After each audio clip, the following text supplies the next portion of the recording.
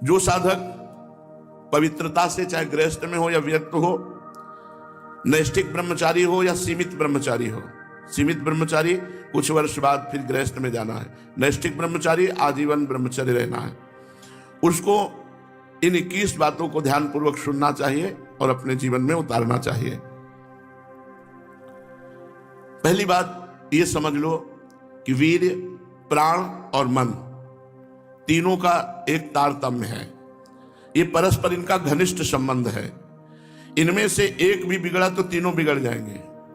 वीर्य बिगड़ा तो प्राण शक्ति कमजोर हो जाएगी, मन चंचल, अशांत, मलिन, पापमय हो जाएगा। मन बिगड़ा तो आपके प्राण कमजोर हो जाएंगे, वीर्य स्तंभित करने की शक्ति नष्ट हो जाएगी, वीर्य रोकने की शक्ति नष्ट हो जाएगी। प्राण स्थूल हुए तो मन चंचल हो गया, वीर्य नष्ट। तीनों का घनिष्ठ संबंध है। इसलिए एक को दृढ़ कर लो, किसी एक को, तो आपका सब संभलना शुरू हो जाएगा। मन को श्री जी के नाम में लगा दो, या प्राणवायु का संशोधन नाम जप करते हुए करो, या ब्रह्मचर्य पर दृष्टि डाल दो। एक ठीक हो जाएगा तो तीनों ठीक हो जाएंगे। मन शांत हो जाएगा, प्राण सूक्ष्म हो जाएंगे, यदि ब्रह्मचर्य ठीक है तो। पहले ब्रह्मचारी को कब्ज से बचना चाहिए। बहुत सहज सरल उपाय है कब्ज नष्ट होने का, इसका हमने वर्षों प्रयोग किया है। वो छोटी हर पीस लीजिए, मिक्सी में पीस लीजिए या सलबट्टा से पीस लीजिए, सहज पीस जाती है। उसको एक डिब्बे में रख लीजिए और ईसबगोल की भूसी, एक कटोरी में 2 चम्मच ईसबगोल की भूसी डालिए और 1 चम्मच या 1.5 चम्मच छोटी हर डालिए। दोनों को मिला दीजिए और पाउडर ऐसे थोड़ा मुंह में डालिए और दूध से ऐसे ऐसे करके फिर लीजिए, फिर डाल लीजिए। 2 बार में, 3 बार में, 1 बार में, जितने में आप आ जाए। और 250 ग्राम दूध, ज्यादा दूध नहीं, 250-300 ग्राम दूध ले लीजिए और इसको 1 हफ्ता लेते रहिए। अपने आप आंतों को सही करके कब्जियत नहीं होने पाएगी। मल अवरुद्ध होना ही ब्रह्मचर्य के स्तंभित करने में बहुत परेशानी हो जाएगी, क्योंकि वो गर्म और बहुत विकार युक्त होता है। जो कब्ज है कई रोग पैदा कर देती है। इसलिए ब्रह्मचारी को चाहिए कि प्रातः काल उठकर कम से कम 500 ग्राम पानी हल्का सा गर्म करके वज्रासन में बैठ करके धीरे धीरे 5-10 मिनट में पीना चाहिए। फिर 200-400 कदम टहल करके फिर शौच जाना चाहिए। आप देखना, आप कब्जियत की शिकायत खत्म हो जाएगी अगर आप ऐसे करेंगे। और भोजन दाहिने स्वर में पाने से कब्ज नहीं होती कभी। यह अभ्यास जीवन का रखा है। आज भी जैसे बायां चलता होता है तो लेट करके बाईं तरफ, और यहाँ तकिया या कुछ लगा के जो ऐसे करो तो दाहिना चालू हो जाता है।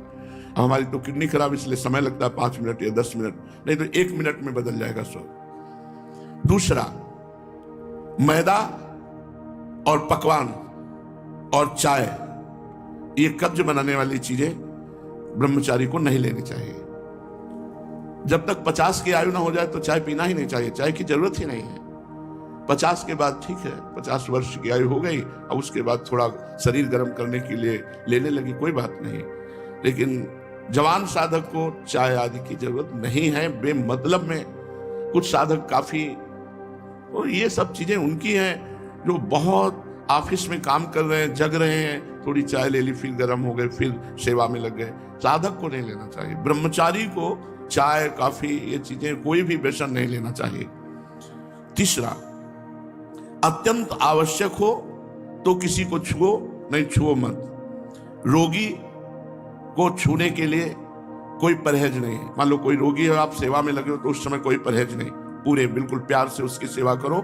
कहीं कोई तुम्हारा नुकसान नहीं होगा, क्योंकि भगवत भाव से सेवा कर रहे हो। और बड़े बूढ़े व्यक्तियों की सेवा, उनकी सेवा में परहेज मत करो। गुरुदेव की सेवा, अन्यथा किसी को छुओ मत, दूरी बना के। तुम्हें कोई छू ले, बड़े कोई परेशानी नहीं होगी, लेकिन आपने किसी को छुआ तो परेशानी हो जाएगी। इसीलिए बच के भगवत मार्ग में चलना है, बच के। अब वो कैसी पवित्रता से है, कैसे विचार वाला है, कैसे आचरण करता है, उसके सारे परमाणु शरीर में, आप टच करेंगे वो परमाणु आप में आ जाएंगे, बच के। चौथा, किसी से अश्लील बातें मत करो। ब्रह्मचर्य रहना है तो गंदी बातें, भोग संबंधी बातें, अश्लील बातें ना करें। 5वां, बाल काढ़ना, काला लगाने लेना बालों में, मांग का, ये सब बिल्कुल नहीं। कपड़े, इसी पांचवें में बाल, कपड़े, श्रृंगार, शौक, शौकीनी, ये सब ना करे, क्योंकि ऐसा करने से शरीर, मन, बुद्धि ये तीनों रजोगुण से युक्त हो जाते हैं और साधक का पतन होने लगता है। जब हम भगवत मार्ग में चले तो शरीर राग ही त्यागने के लिए चले, तो श्रृंगार काहे को, किस बात, किसको अंगूठी दिखाना है? ग्रह नक्षत्र जीतने अंगूठी से, तो साधक किस बात के हो कि अमुक रंग का नग पहनो तो अमुक ग्रह तुम्हारे अनुकूल हो जाएगा, तो ग्रहों को अनुकूल चलने ही आप भगवत प्राप्ति के लिए चले हो। बहुत सावधान, ये सब श्रृंगार साधक को नहीं करने चाहिए। एक साधक को देखा और स्वर्ण के आभूषण का, किस लिए भाई? बोले निषेध है क्या आपका? बिल्कुल निषेध है। रज के पात्र में पाने का आदेश है, धातु के किसी भी तरह के व्यवहार को मना किया गया है। फिर तो महंगी वस्तुएं इनको धारण करने की जरूरत ही नहीं है। शरीर राग त्यागना ही तो वैराग्य है। क्या कपड़े बदल लेना केवल वैराग्य है? शरीर राग त्यागना, गर्मी सर्दी सहना, गाली अपमान सहना, दुख सहना, यही हमारा परम धर्म है। दुख सहना, तिरस्कार, अपमान, निंदा, ये जब हम सहते हैं तब हमारा परमार्थ पुष्ट होता है। तो बाल सजाना, कपड़े सजाना, शौकीनी करना, ये सब। वृंदावन की रज लगाओ, महापुरुषों की चरण रज लगाओ, तिलक लगाओ, कंठी बांधो, फिर जाओ। भगवत मार्ग उदासीन होता है। उदासीन अति रही गोसाई। देखो कितने उदासीन है परमहंस सुखदेव जी कि वस्त्र भी धारण नहीं किए।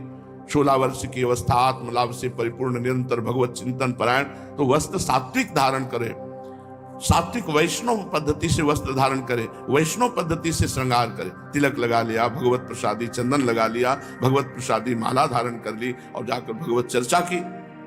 छठवां, वही वस्तु पाओ जिसमें तुम्हें ज्यादा स्वाद न मिले और तुम्हारा स्वास्थ्य ठीक रहे, तुम्हारा शरीर बलयुक्त हो, सात्विक भोजन हो और स्वाद रहित भोजन हो। पूज्य पंडित मास्टर बाबा, पूज्य पंडित दया प्रसाद जी के शिष्य जो पंडित मास्टर बाबा थे, उनके यहाँ साधकों की हलवा में चीनी नहीं होती थी और सब्जी कढ़ी में नमक नहीं होती थी। हम भी वहां जब दंडोती परिक्रमा लगा रहे थे तो अब बोलो क्या भोजन? खीर है उसमें चीनी नहीं है, हलवा है उसमें चीनी नहीं है, और नमकीन पदार्थों में नमक नहीं, न नमक न चीनी, ऐसा भोजन। तो 2-4 साधक थे पूरे आश्रम में, 2-4 साधक थे। कौन टिकेगा भैया? नमक भी नहीं मिलता है तो कौन टिकेगा? पर वही टिकेगा जिसे सच्चे मार्ग का पथिक बनना है। तो ऐसी चीज मत खाओ पियो जो तुम्हें बहुत पसंद है। सात्विक भोजन करो जो स्वाद रहित हो। 7वां, इत्र, फुलेल, सुगंधित द्रव्यों का लेपन बिल्कुल निषेध है ब्रह्मचारी के लिए। सुगंधित द्रव्य लगाना, इत्र फुलेल लगाना, ये बिल्कुल निषेध है, नहीं लगाना चाहिए। 8वां, प्रतिदिन नियमानुसार व्यायाम करें। व्यायाम बहुत बार साधकों से कहते करो। देखो एक मोटरसाइकिल भी सुबह जब स्टार्ट की जाती है, बहुत जोर से स्टार्ट की जाती है, खड़े खड़े उसको बहुत, वो एकदम गर्म हो गई चल दी, तो ऐसे बहुत जोर से आधा घंटा स्टार्ट हो, दंड बैठक मारी, पसीना पसीना हो गए, सर के बल खड़े हुए, और भी आसन, प्राणायाम, व्यायाम, अगर ये करोगे व्यायाम तो ब्रह्मचर्य बहुत पुष्ट है। जवान को जवान 100-500 दंड मारी, 100-500 बैठक मारी, तब समझ में आता है हाँ ब्रह्मचारी, समझ में आवे कि ब्रह्मचारी। व्यायाम करो, प्राणायाम करो, करो, मानो हमारी बात। हर साधक को, चाहे गृहस्थ साधक को, चाहे विरक्त, व्यायाम तो करना ही चाहिए। बहुत बड़ी औषधि व्यायाम है। प्रतिदिन नियमानुसार व्यायाम करो और भोजन उतना पाओ जितना आराम से पच जाए। 9वां, अच्छी तरह चबा चबा करके भोजन करो। कोई कोई तो ऐसे भोजन करते हैं कवल गया वो अंदर गया। भगवान अंदर कोई मशीन कटिया काटने की थोड़ी लगी है। आते हैं 32 दांत भगवान ने इसलिए दिए कि 32 बार एक कवल को चबाओ, एकदम महीन लुब्धी करके। 2 रोटी भी अगर ऐसे पाओगे तो बहुत बड़ा असर करेंगे, वो आपका पौष्टिकता बढ़ाएंगे। अरे जल्दी जल्दी जल्दी जल्दी, शास्त्र कहता है थोड़ा आहार करो लेकिन खूब चबा चबा करके आहार करो। और दांत सफाई रखनी चाहिए। पाचन शक्ति पर बहुत प्रभाव पड़ता है जब आप चबा के नहीं पाते हैं। कुछ दिन बाद आपका लीवर गड़बड़ हो जाएगा। आप चबा चबा के पाइए, थोड़ा पाइए, अधिक समय लगाइए, 40 मिनट में पाइए, 1 घंटे में पाइए, लेकिन चबा चबा करके पाइए। अगर हमारा भोजन चबा के जाएगा तो बहुत जल्दी पच जाएगा और वो स्वास्थ्यवर्धक होगा। थोड़ा अन्न भी बहुत शक्ति प्रदान करेगा। 10वां, 3 बार स्नान करना चाहिए ब्रह्मचारी साधक को। 3 बार ना हो सके तो 2 बार तो करना ही चाहिए। मुझे लगता है 2 बार तो प्राय सब लोग करते हैं, क्योंकि प्रातः स्नान और सायं के जब वाणी पाठ में आते हैं तो सब स्नान तिलक करके आते हैं। 11वां, अपने विचारों को रात्रि के सोते समय जांच कीजिए कि कितने मिनट गंदे विचार आए, किसके संग से आए, क्यों आए, कैसे हटाना चाहिए। 12वां, जहां रह रहे हो ऐसे स्थान पे होना चाहिए जिससे आपको शुद्ध वायु मिलती रहे। एकदम लॉक आसपास से बंद ऐसा नहीं, ऐसा होना चाहिए जिससे वायु क्रॉस होती हो। और वायु क्या है उसको कहते हैं अंग्रेजी में, हाँ जो है, हाँ वही लेसन वो हवा क्रॉस होती, वेंटिलेशन, हाँ हवा क्रॉस होती हो, ऐसा रखना चाहिए अपने कमरे का कि एक दरवाजा खोल दिया, खिड़की खोल दिया, थोड़ा वायु शुद्ध आती रहे। 13वां, प्याज, लहसुन ये चीजें भोजन में नहीं होनी चाहिए। अब इसके आगे वाली तो क्या वर्णन करें, मांस मछली, ये तो कभी नहीं खाना चाहिए, खाना ही नहीं चाहिए किसी को भी। प्याज लहसुन घोर तमोगुण पैदा करता है, इसे नहीं खाना चाहिए, इस संतों ने वर्जित किया है। इसमें कोई पाप नहीं है खाने में, पर यह तमोगुण है और भजन में बहुत विरोधी है, इसलिए इसे नहीं पाया जाता। जैसे कुछ संत सलगम नहीं पाते, गाजर नहीं पाते, बैंगन नहीं पाते, क्योंकि इनमें तमोगुण उत्पन्न होकर के भजन विरोधी वृत्ति आने की संभावना है। प्याज लहसुन तो खुला सब संतों ने निषेध किया है, जो हमारे भागवतिक मार्ग में चलने वाले हैं। रात को रसेदार शाक या दही या छाछ नहीं खाना चाहिए रात के समय। ब्रह्मचर्य पालन करने वाले को इमली नहीं खानी चाहिए, किसी भी तरह की खटाई नहीं खानी चाहिए, अधिक तेल का प्रयोग नहीं होना चाहिए, लाल मिर्च नहीं होनी चाहिए, कोई भी गरम मसाला नहीं होना चाहिए। अरे बहुत बड़ा व्रत है ब्रह्मचर्य, ये अत्यंत आवश्यक है कि रात्रि में यदि आप दूध लें तो ना ठंडा होना चाहिए ना गर्म होना चाहिए, बस ऐसे कोश आया होगा, हल्का सा गर्म कर, और उसे पी के 30 मिनट टहलना चाहिए, तब शयन करना चाहिए। दूध पी के 30 मिनट टहलना चाहिए। 14वां, दोपहर के समय भोजन के बाद चाहे 15 मिनट ही विश्राम करना चाहिए। वैसे वर्णन है 16 दाई करवट, 32 श्वास सीधे और 64 बाई करवट, इतने में 15 मिनट हो जाएंगे, या कम में भी हो सकता है। कम से कम भोजन के बाद 15 मिनट तो विश्राम करना ही चाहिए मध्याह्न में। यदि रात्रि में आप जगते हैं तो मध्याह्न में सो सकते हैं। सायंकाल के भोजन में बहुत सात्विकता होनी चाहिए, कोई भी गरिष्ठ पदार्थ नहीं होना चाहिए। सायंकाल तो बस मूंग की दाल और रोटी, 2 रोटी ले ली, मूंग की दाल ले ली, बस। अब शयन के समय 250 ग्राम आधा लीटर दूध हो गया, बहुत हो गया। अब देखो इतना सब खान पान है और ना तो शरीर में मांस है और ना चेहरे पे तेज है, तो खान पान का मतलब क्या, बहुत ज्यादा बोझा डाला जा रहा है। थोड़ा खाओ, अभी तेज जागृत होगा। 15वां, दिन में नहीं सोना चाहिए। अभी अभ्यास किया है तो रात्रि में जगने पर भी दिन में नींद नहीं आती ही नहीं है। जैसे लेटे भी ला तो एक ऐसी सरसराहट सी शरीर में होती कि उठ के बैठ जाओ, बैठ गए, कभी टहल रहे, पूरी दोपहर ऐसे कटती है। रात्रि में 8, 9, 11, 12 जगने के टाइम, ये 11 और 12 के बीच में, 8, 9 के बीच में शयन करना। मध्याह्न में 1 मिनट भी नींद नहीं। अभ्यास योग युक्तेन चेतसा नान्य कामना, अभ्यास किया जाए तो हम हर विषय पर विजय प्राप्त कर सकते हैं। तो रात्रि में जो बहुत जगते हैं, मान लो सेवाएं हैं, पूरा का पूरा श्री जी का श्रृंगार करते हैं बच्चे, जो साधक संतजन, उनके लिए है कि आप 3 घंटे सो सकते हैं। रात्रि में बिल्कुल शयन नहीं हुआ तो दिन में आप आराम कर सकते हैं, सो सकते हैं। और जिनको रात्रि में 4 घंटे सोने को मिला, 5 घंटे, वो 15 मिनट विश्राम करके बस बैठ जाओ, इतना भोजन पाओ, 15 मिनट विश्राम किया, 16 श्वासें दाहिनी करवट, 32 श्वासें शवासन में सीधे और 64 श्वासें बाएं करवट में, इतने में आपका शास्त्रीय सिद्धांत से विश्राम मध्याह्न का हो जाएगा। दिन में कभी सोना नहीं चाहिए। यदि रात में आप जगे हैं तो फिर दिन में सो सकते हैं। 16वां, भोजन के पहले लघु शंका कीजिए, अच्छे से हाथ धोइए, पैर धोइए, हाथ धोइए, कुल्ला कीजिए, तब भोजन पाने जाइए। भोजन के तुरंत बाद लघु शंका कीजिए। इससे आपके शरीर में कभी गर्मी नहीं चढ़ेगी, पित्त नहीं बढ़ेगा, कब्ज नहीं बनेगी। और शयन करने के पहले लघु शंका करके फिर आप जाइए। जनेंद्री को शीतल जल से प्रक्षालित कीजिए। 17वां, 64 श्वासें बाएं करवट के बाद अगर आपको रात्रि में सोना है तो फिर दाएं करवट में तुरंत हो जाइए। बायां स्वर शीतल नाड़ी चलेगी, चंद्र नाड़ी। इससे आपको स्वप्न दोष नहीं होगा। आप देख लीजिए ऐसा करके 16 श्वासें दाएं करवट, 32 शवासन, 64 बाएं। अब सोना है आपको तो तुरंत फिर दाएं करवट हो जाइए और दाएं करवट सोने का अभ्यास कीजिए। जो 18वां, रात्रि में पहली नींद के बाद जहां नींद खुल जाए दोबारा मत सोइए, बैठ जाइए आसन पर और जप कीजिए, भजन का अभ्यास कीजिए।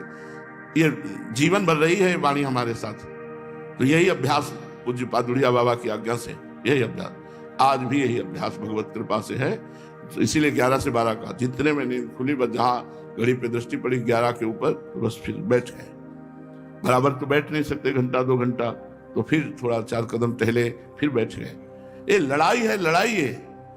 नींद से लड़ना, भोजन से लड़ना, काम क्रोध से लड़ना, भगवान के लिए हम इन सब सुखों का त्याग करते हैं जो लौकिक सुख है।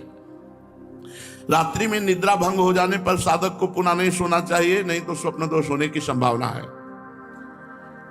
यदि उठने के समय से 1 घंटा पहले नींद खुल जाए तो फिर मत सो, अभ्यास करो ऐसा। साधक को चाहिए समाचार ना सुने, टीवी ना देखे, कोई सीरियल ना देखे, अश्लील पुस्तकें ना पढ़े, ये नहीं करना चाहिए। साधक को नहीं करना चाहिए। हमें सब कुछ भूलकर अपने प्रभु की याद में डूबना, चाहे गृहस्थ हो चाहे विरक्त हो। 20 किसी भी तरह का मनोरंजन न करें। कई प्रकार के सांसारिक खेल हैं, उन मनोरंजन न करें। मनोरंजन करने से सांसारिकता बढ़ती है, भजन की गंभीरता नष्ट हो जाती है। यदि आपको समय ऐसा है कि हमारे पास समय है 1 घंटा हम समय, तो आप कोई फुलवाड़ी लगा लीजिए, अगर जगह है उसको सींचिए। आप श्री जी के लिए जो वाटिका है उसकी सेवा कीजिए, सोनी लगा दीजिए, पोछा लगा दीजिए, दीवारों को साफ, मतलब किसी क्रिया में लग जाइए, मनोरंजन मत कीजिए। 21वां, किसी की निंदा मत कीजिए, किसी की समीक्षा मत कीजिए, ब्रह्मचारी है कि नहीं। और किसी भी सांसारिक उत्सव में सम्मिलित नहीं होना चाहिए। श्राद्ध है, पितृ तर्पण है, ब्याह है, पार्टी है, किसी भी तरह के इसमें नहीं सम्मिलित नहीं होना चाहिए। हमें सम्मिलित होना है भगवत भक्तों की, जहां लीला कथा हो रही भगवान की, उस सभा में। हमें सांसारिक संबंधों की सभाओं में नहीं। लो बाबा निमंत्रण है, आप आ जाइए ब्याह में। किसी के भी ब्याह में सम्मिलित होना, पार्टी में सम्मिलित होना, मुंडन के उत्सव में सम्मिलित होना, पितृ तर्पण आदि के, श्राद्ध आदि के, किसी में भी नहीं। किसी भी ऐसे उत्सवों में सम्मिलित नहीं होना जिनका संबंध संसारिक क्रियाओं से है। ब्रह्मचारी उपासक को चाहिए कि बस केवल भगवत भक्तों की जहां मंडली है, भगवत चर्चा है, रसिक मंडली में या तनकोनी के ढंग लगाओ, क्योंकि वहां आपकी वासनाएं नष्ट होंगी और भगवत आराधना होगी। पार्टियों में जाओगे, लोग ऐसे वैसे रजोगुणी कपड़े, रजोगुणी भोजन, तुम्हारा बुद्धि चलायमान हो जाएगी। क्या हुआ? रसेंद्री का ही तो स्वाद है। अरे मारो घाटी नीचे माटी, बस ऐसे 2 अंगुल जीभ का स्वाद है, यहां से गया खत्म, नर्क। तुरंत उल्टी करो तो गंदा, और 6 घंटे रुक जाए तो गंदा ही गंदा। काहे को अपनी इंद्रियों को